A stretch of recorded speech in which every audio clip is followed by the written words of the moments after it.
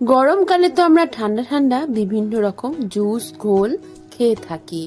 এইভাবে যদি পুদিনা পাতা দিয়ে খুব সহজেই ঘোল বানানো যায়, শরীরের পক্ষে খুবই উপকারী।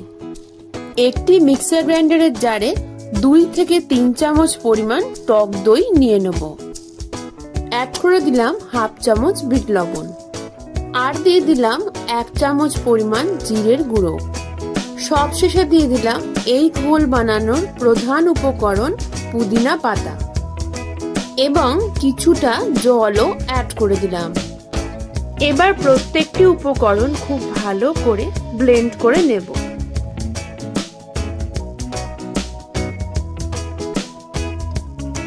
ব্লেন্ড হয়ে যাবার পর এবার একটি কাঁচের গ্লাসে এই ঘোলটি পরিবেশন করব।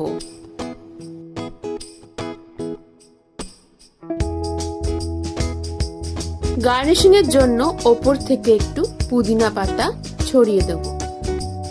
গরমের দিনে বিভিন্ন রকম ঘোল শরবত খাওয়ার পাশাপাশি এইভাবেই একদিন পুদিনা পাতা দিয়ে ঘোল বানিয়ে নিন।